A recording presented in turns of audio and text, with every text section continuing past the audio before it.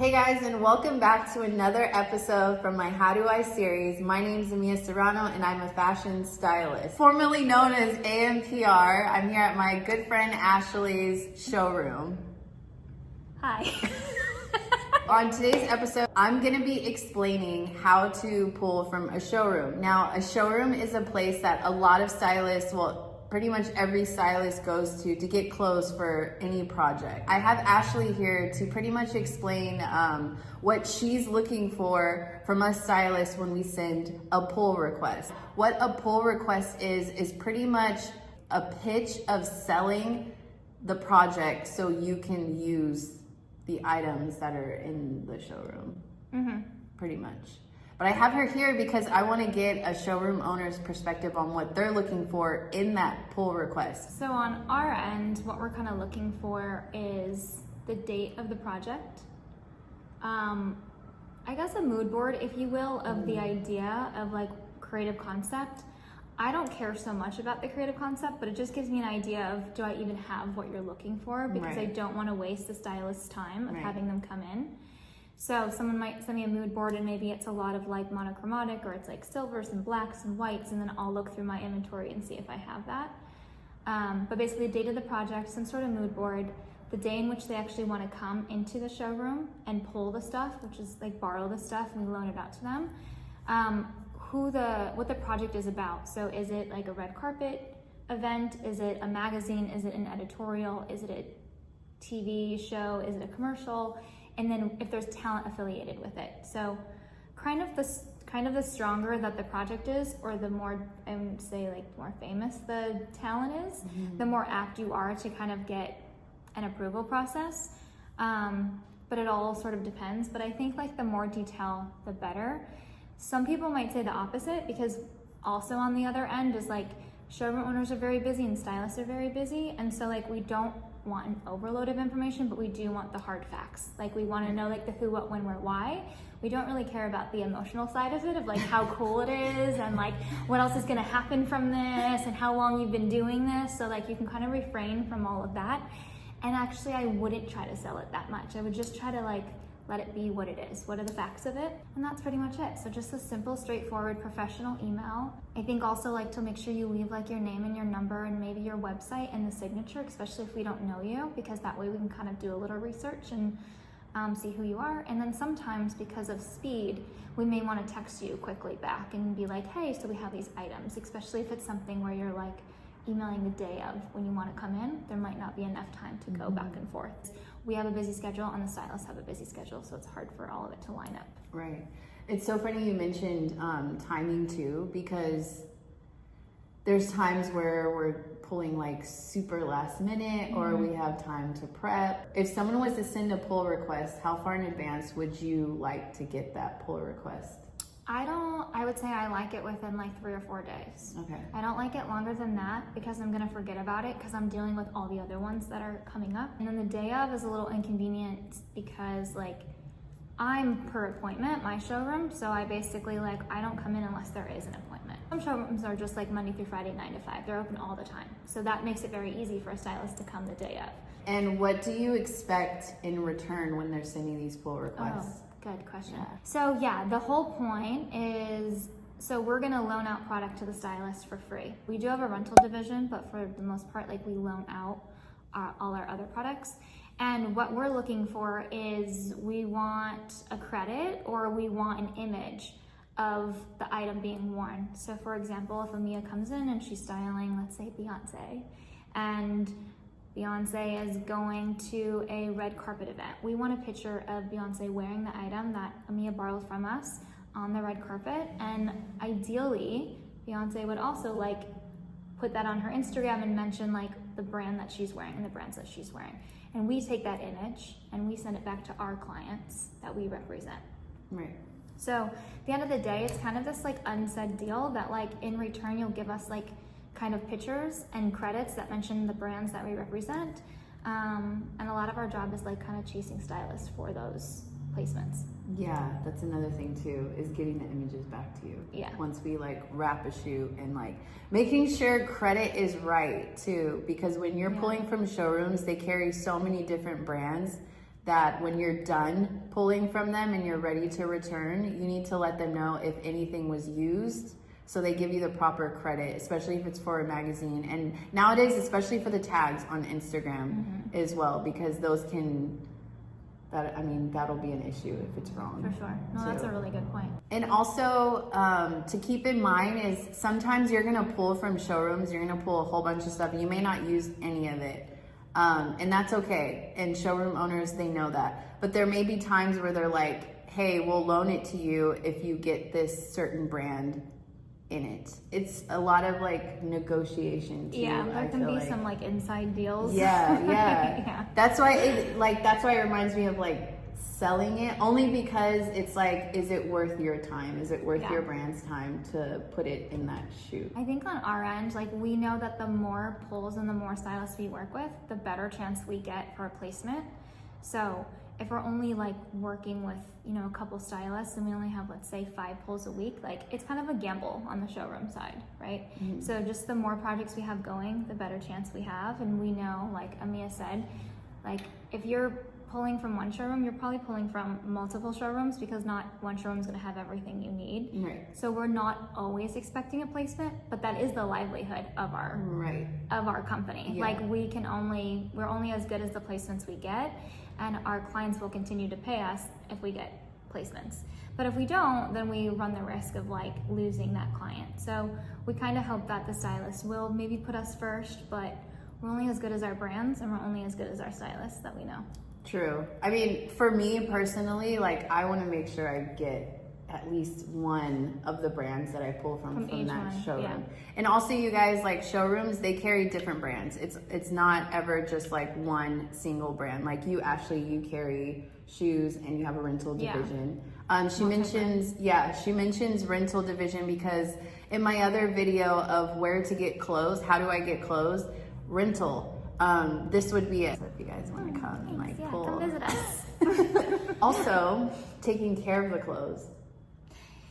Yeah. Do you, like some showrooms I know like expect, some ask for dry cleaning, some don't. Yeah, the truth is I focus more on shoes. If the camera was flipped, you guys would see a bunch of shoes on the other side. And there's really nothing we can do about that. It's just like the natural wear and tear at the bottom of the shoes. But some stylists will say, hey, we're gonna shoot in a desert. And they'll, and sometimes I think, which is good to bring up. Yeah, like sometimes it's also like just the more respectful you are. It's kind of just like common sense of like, hey, so can I pull this and I am gonna shoot in a desert, but I'll tape it for you. Or maybe I'll only like pull the items that like aren't maybe as important, or maybe it's an archive collection. So at the end of the day, you really just want to keep the relationship good with the showroom, and the showroom wants to keep the relationship good with the stylist also. So it's just constantly like, how do you add in those like extra just thoughtful intentions as you're going about your project? And make sure you get the clothes back when you say you're going to return them. Oh, that's important. Turnaround time. Yes, the turnaround time. I mean, us stylists, we don't have control over when images will be available, but when you're done shooting, like just return it. Like return it the next day, and sometimes even same day if you can, like if you're shooting half day. But that's another thing too, because you're also building trust with these showrooms, and the more they trust you and like you and you get along and you get their things placed, they may let you pull for even the smallest projects, just because it's like we know you're gonna take care of our stuff. Yeah, I mean, like anything else, you start to do a little bit of like favors, or it's like if you're getting us placements in like your higher projects, then maybe if you have a lower project, we're willing to loan to you. Or sometimes sometimes showrooms will only allow certain loans on certain brands depending on the project. And then maybe if you know the showroom a little bit better, they'll open up to all the brands depending on things. But that was a good thing. Another thing you can add in your initial email is like the return date. So when you're going to return the items. And sometimes the shorter that window is, like a 3-day window, showrooms will be more apt to accept your request, because they can get it in and out and then get the items ready for the next project. Right. So it's really good just to have all the information there, and like just think in your mind, like when you send an email to a showroom, like how can you avoid the back and forth? Like try to give them everything up front, because what is kind of in inconvenient for us is when we have to ask for more. So when are you returning? What is the project for? Are we gonna get credits? Just tell us everything up front, and then we can be like, sure, great, when do you wanna come in? So just make it really easy. Yeah.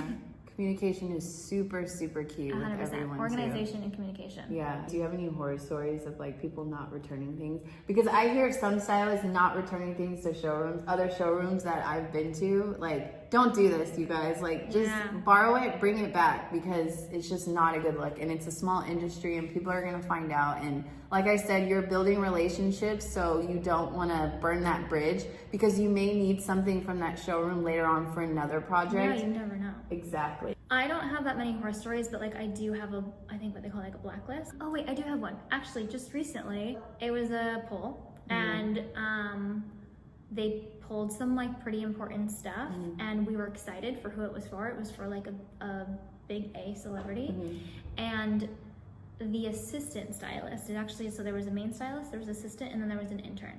So the intern actually returned the items and left them outside of the showroom on the ground for days, and never told us that they were coming, never told us that they returned it, and never sent a picture to say like, hey, just so you know, we left these outside, even though that I would have been like, I wouldn't have been happy that they left them outside, but they didn't even let us know that they dropped anything off. So they literally left it outside the door. And so like 4 days, it was over a weekend, so like 4 days later I walked in and I saw garment bags on the ground, and the shoes were just like spread out all over the floor. Wait, they weren't bagged? The garment bags were, but they were sitting on the ground. What about the shoe bags? There was dusters, but they had fallen out of the main bag. Oh my gosh. Yeah. And mind you guys, she's in a public building. There's other showrooms in this building. So when you do that, like, a lot of this stuff costs a lot. Sometimes showrooms will take down credit cards. Just for in times case. like that. Yeah, exactly. Just in case something gets damaged, lost, or never gets brought back. Yeah. Like my policy is, for the most part, like I'll take your credit card down and I have it on file. I don't do like a pre-authorization. A lot of people do that though. And then for me, basically, if you never return it, or you return it and it's completely damaged, like we can't ever use it again, then I will charge full retail price of the item. But luckily I've actually never had to do that. Because at the end of the day, like we were saying, you guys want to build a good relationship. Exactly, so, and no one's ever just like done the example I just explained. No one's just left it like that before. So that was probably the worst experience. And then one time someone just never ever returned, and they said they lost it in the mail, and that was like really expensive, and we just never worked with them again. We tried to like file a complaint, but at the end of the day, it's not, I don't know, it's kind of a part of the business. It really, really sucks, but just make sure you just do better.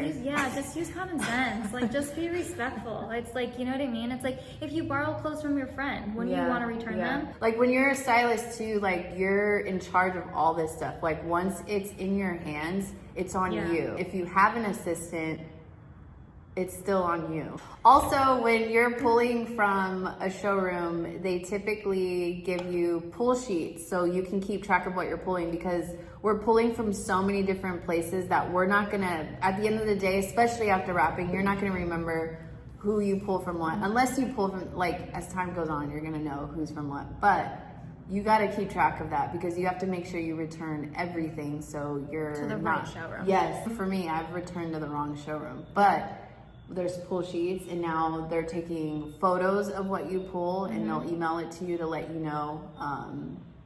It's basically a receipt. Yeah. It's a receipt with visuals. So it basically says all the information that you gave us in that initial email, like the date of when you picked up, the date of your project, who it's for, what project it's for, and then the amount of items you pulled and pictures of it. Kind of hold on to that receipt, if you will, and you would have multiple of them from different showrooms. So then when you decide to return everything, you know which items go with which showroom. What's really good about the pull sheets too is sometimes what's on the pull sheet you don't have when you get back home or when you get back to your studio. So checking things in from the pool, important. because that's happened to me before, where I'll get back home and I check everything in and something's missing, but on the pull sheet it's saying I have it. So make sure you check those pull sheets the day of, just because you don't want to be at fault for returning something you never had. No, that's such a good point, because there's so many different steps, and like you can't trust, like there's going to be human error. So we could write up a pull sheet and think that we gave you 10 items, but maybe we only gave you 9 because we forgot to add in the other thing. and you're gonna trust us, but you shouldn't really. Yeah. And then when you get home or you're home base or whatever, like she's saying, you should have your own process of checking in items. Yeah. It's almost like if you go shopping at a mall, you go to multiple stores, and then when you come home, you kind of check your receipt against the physical items you have. You want to catch the mistake as soon as possible. Yeah. Because the longer it goes, the more confusing it can get. Yeah. I mean, if you're gonna wait until you wrap the shoot and be like, you guys never gave it to us, Then we think you lost it at the shoot. and then you gotta pay for it. You're checking things in from the showroom, check them. Like if you see a stain, if you see damage, because again, if you don't, they're gonna think, yeah, exactly. Everybody's using this stuff. Like this is, which ties into what you were saying about return date, because someone else might want that item. So you wanna make sure you get it back so you can get it to the next stylist. Pulling from a showroom, you want to give yourself time. Not everyone's going to say yes. And there was a little bit of the, like when there's crazy weeks, so if there's like the week of Oscars, the week of Grammys, the week of Met Gala, the truth is like the top tier stylists are going to get first choice, and then it kind of whittles down. Normally with showrooms, they hold sample sizes with clothes. With shoes, what's the normal size for shoes? I feel like it varies. Like it's not. Yeah, so like in the industry, the sample size for shoes are 6, but that doesn't work for showrooms because it's too small. So I will say the most like popular shoe sizes are 8s and 9s and 10s. Yeah. And at the end of the day, if it's a photo shoot, it doesn't have to be the exact size of your talent. So she could be a 7 and you can get a size 8. You can stuff her foot for a minute. It doesn't matter. Yeah. But if she's walking a red carpet, you want her to be comfortable. Yes. You know, if she's going to an event, something live. So it depends. Yeah. Okay, Ashley, thank you for doing this. Yay! If you guys are ever in downtown LA, any of you stylists watching this or aspiring stylists, reach out to Ashley Michaelsen. I will have her handle here in the screen and in the description. Yeah, and just make sure you send a very nice thought out email so I can say no. Just kidding. If you felt like this helped you, make sure you share, like, and subscribe to more. Bye.